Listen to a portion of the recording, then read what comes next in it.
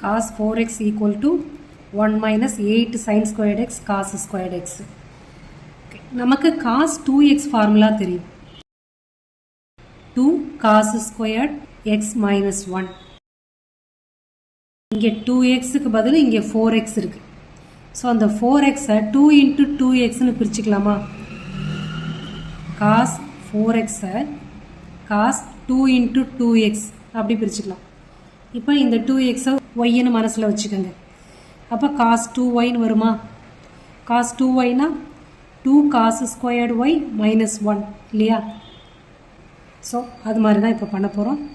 இப்போ 2x just எக்ஸ்ன்னு வச்சுக்கோங்க. நான் ஒய்ன்னு உங்களோட அண்டர்ஸ்டாண்டிங்காக மட்டும்தான் சொன்னேன்.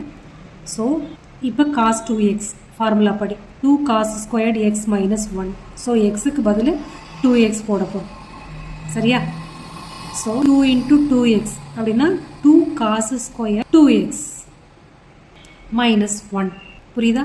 cos 4x cos 2 into 2xன்னு பிரிக்கிறோம். இது எக்ஸ்ன்னு மனசில் வச்சுக்கணும். இப்போ இந்த ஃபார்முலா படி வாங்க. 2 cos squared x தானே? ஸோ 2 cos squared எக்ஸுக்கு பதில் 2x அவ்வளோதான் minus 1 ஃபார்முலா படி எழுதிட்டோமா? cos squared xனாலும் cos x the whole squareனாலும் ஒன்று தானே? அதாவது 2 into cos 2x the whole square minus 1 இப்படி எழுதிக்கலாமா? அப்போ இங்கே திரும்ப ஒரு தடவை இந்த cos 2x ஃபார்முலா உள்ளே கொண்டு வரலாமா? 2 into 2 cos squared x minus 1 இது இந்த cos 2xக்கு மட்டும். ஸோ the whole square இந்த minus 1 அப்படியே வரும். cos 2xக்கு ஃபார்முலா போட்டிருக்கோம் 2 cos squared x minus 1 இங்கே ஸ்கொயர் இருக்குது அதனால் அங்கே போட்டிருக்கோம். So a minus b the whole square formula படி இப்போ எக்ஸ்பாண்ட் பண்ணலாம். 4 cos power 4x plus 1 minus 4 cos squared x இந்த minus 1 அப்படியே வரும். இப்போ இந்த 2ஆல் மல்டிப்ளை பண்ணியிருக்கோம் உள்ள. அப்போ 8 cos power 4x plus 2 minus 8 cos squared x அடுத்து இந்த minus 1. அடுத்தது இது எல்லாத்துக்கும் காமனாக 8 cos x இருக்கா? ஸோ அதை வெளியில் எடுத்துக்கலாம். இங்கே 4 இருக்குது, இங்கே 2 இருக்குது.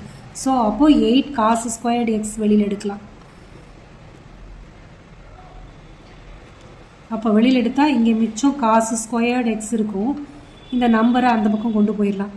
ஸோ இப்போ ரிமைனிங் இங்கே என்ன இருக்குது? 8 cos squared x 8 cos squared x வெளியில் எடுத்துட்டனால minus 1 2 minus 1ன்னா plus 1. ஓகேவா? இப்போ cos squared x minus 1 உங்களுக்கு ஒன்று தெரியும். sin squared x plus cos squared x என்னது?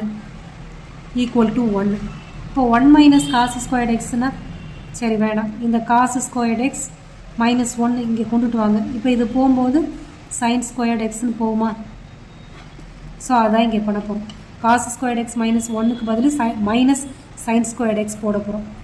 8 cos squared x minus sin squared x இது ரெண்டு டேர்முக்கும் சேர்ந்து sin squared x வந்துருச்சு ப்ளஸ் 1 அவ்வளோதான். இதை அப்படியே குரூப் பண்ணிடணும். மைனஸை வெளியில் எடுங்க. 8 cos squared x into sin squared x plus 1 இதுதான் நம்மளோட RHS.